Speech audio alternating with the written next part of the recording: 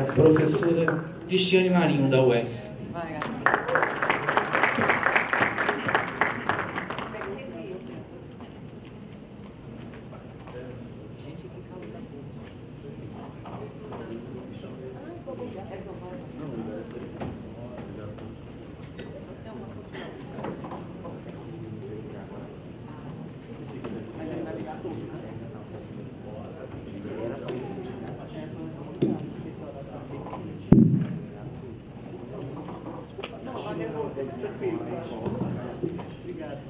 Agradecer, né, a presença de todo mundo, a presença dos professores convidados, a professora Cristiane, né, da UES, e vamos dar início aos trabalhos, né? A professora Cristiane intitulou a fala dela de Estética da Existência como Resistência Ético-Política à Governamentabilidade Neoliberal.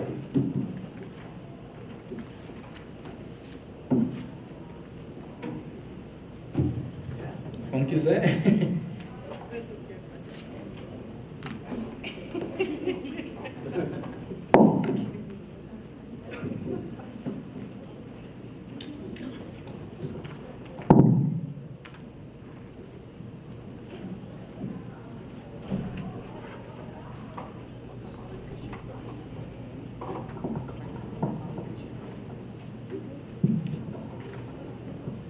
Boa tarde.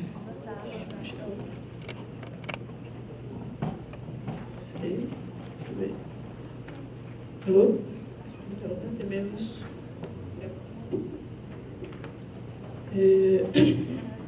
Boa tarde. Agradecer ao convite de estar aqui participando desse evento tão importante, que é o primeiro colóquio, né, Interlocuções Foucaultianas. Espero que tenha vida longa, na medida em que é muito importante um grupo, um núcleo, uma instituição abrigar o estudo sobre Michel Foucault. Desculpem o pigarro, mas há 10 dias que eu estou com uma virose que não me larga. Também falar da alegria que está aqui na mesa com o professor Luiz. E a minha fala aqui é uma fala simples, onde eu me proponho somente fazer algumas reflexões a partir da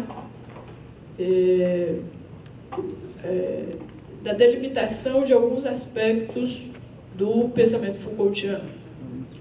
O título é Estética da Existência como Resistência Ético-Política à Governamentalidade Neoliberal.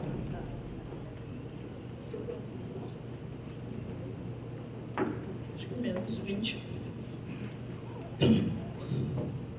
Inicio. Este pomposo título pode ser traduzido em ideias bem simples e sem perder o rigor do conceitual filosófico. Se não, vejamos, em uma frase.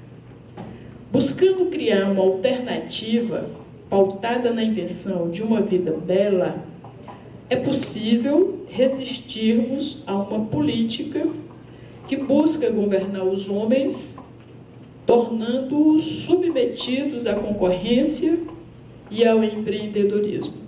Essa é uma tradução do título. Aqui neste título temos, por baixo, os 5 conceitos: estética da existência, resistência, ético-política, governamentalidade e neoliberalismo. Não se trata aqui, obviamente, de fazer a genealogia dessas noções, mas simplesmente indicar suas ideias mais potentes e algumas articulações possíveis entre elas.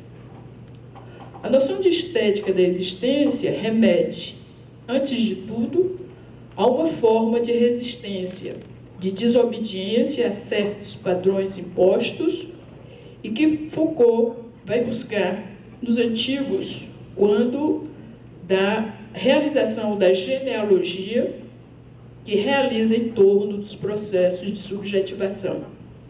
Aqui faço uma referência à passagem do livro Hermenêutica do Sujeito. Cito Foucault. De igual modo, quem quiser fazer da vida uma obra de arte, quem quiser utilizar como convém a tecnetopio, deve ter em mente não tanto a trama, o tecido, a espessa feltragem de uma regularidade que o acompanha perpetuamente, a qual deve submeter-se. Nem obediência à regra, nem nenhuma obediência podem, do espírito de um romano e de um grego, constituir uma obra bela. A obra bela, diz Foucault ainda, é a que obedece à ideia de uma certa forma, um certo estilo, uma certa forma de vida. Fecha aspas.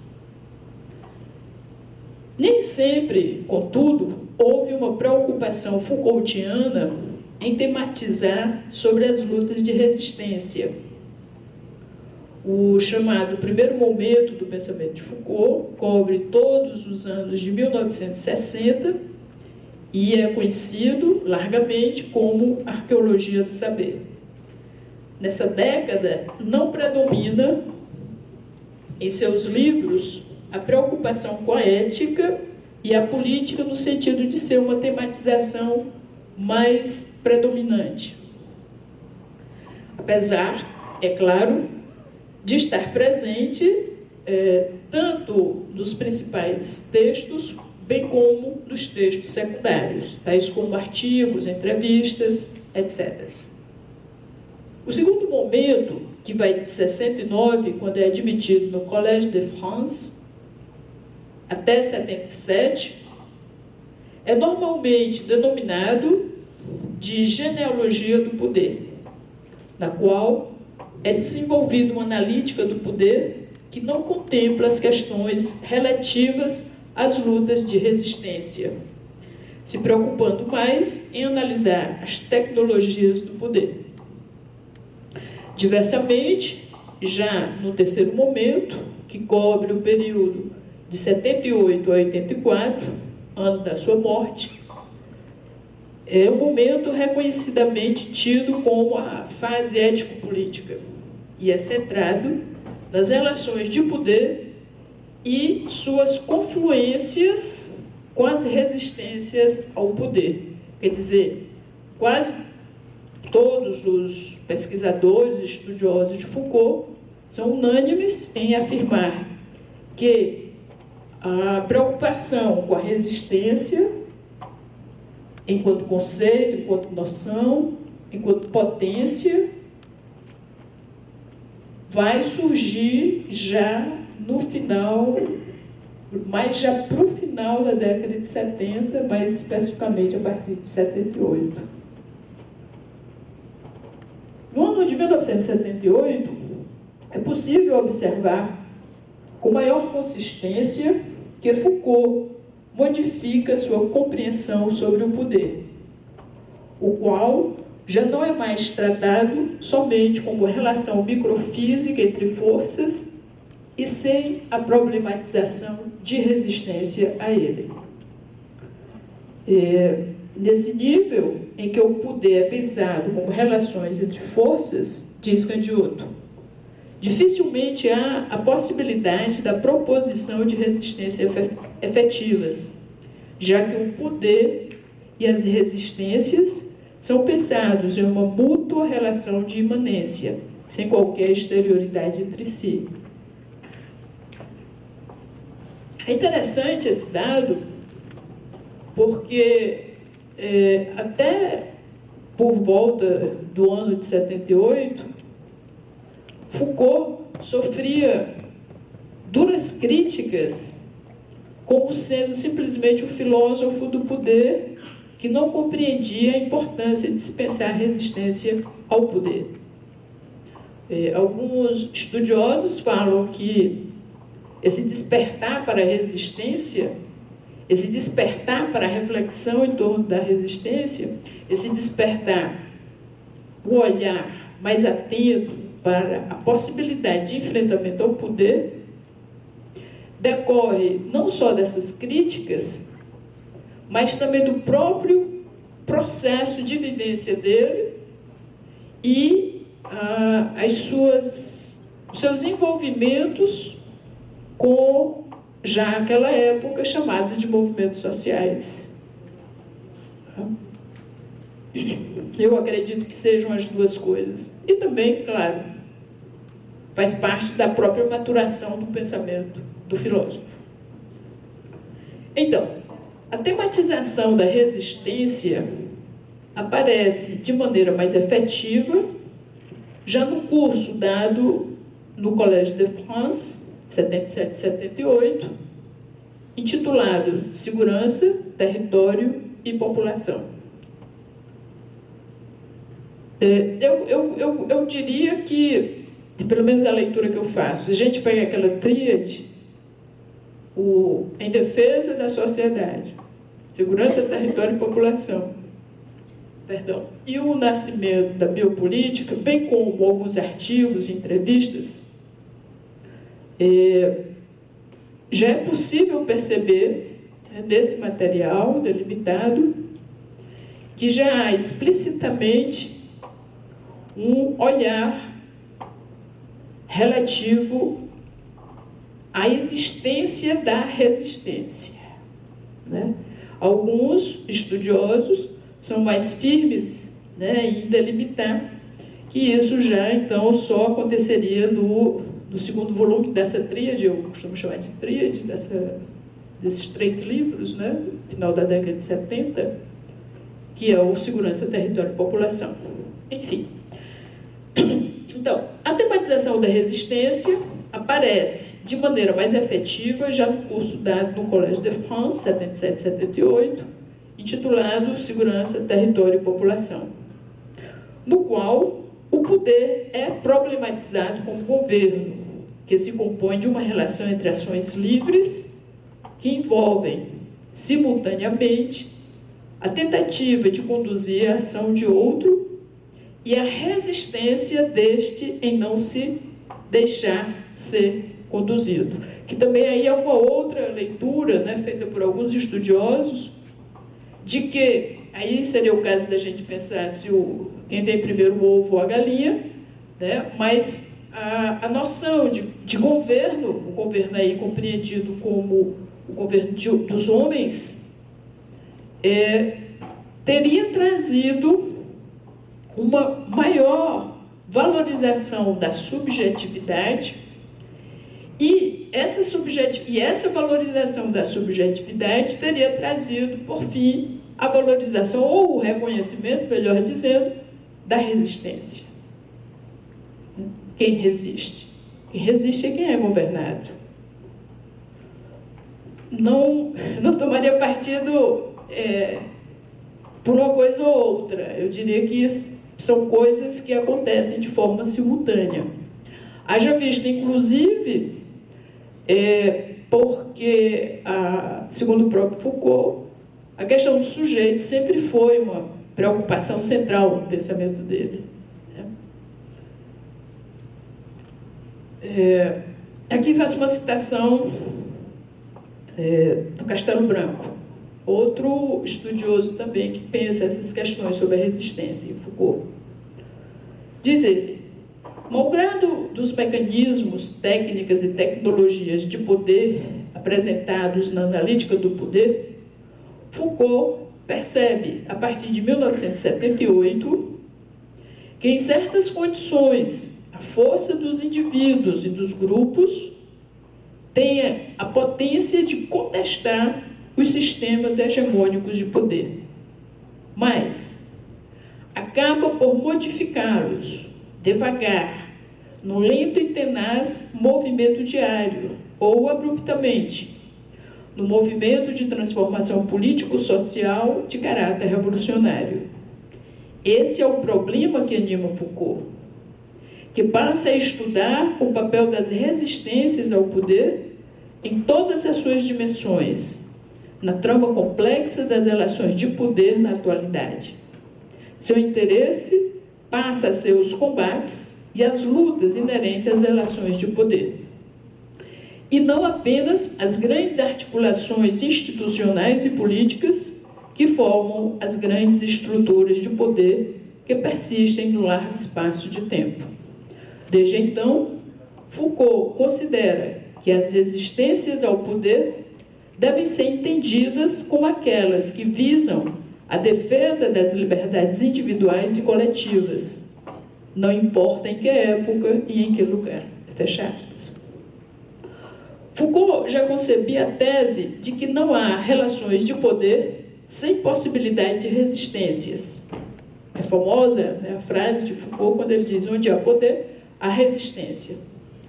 Se não há resistência, é porque não é uma relação de poder, e sim uma relação de dominação ou de violência, onde você está completamente submetido a um outro ou a uma forma de poder. Então, mas se há poder, há resistência. Exatamente porque a resistência só se dá no âmbito da liberdade. Então, Foucault já concebia a tese de que não há relações de poder sem possibilidade de resistências. Mas até então não havia tematizado sobre este tema, ou até mesmo em alguns momentos havia se mostrado distante dessa temática. A mudança relativa a esse período, portanto, foi uma presença mais efetiva da noção de resistência em seus escritos e a percepção do poder como governo. E aí eu abro um rápido parêntese para lembrar que a noção de governo, o exercício do poder sobre a condução dos homens enquanto governo, é uma demarcação de diferença com relação à posição marxista, que compreenderia que o exercício do poder se daria mais fortemente a partir das instituições e da própria economia.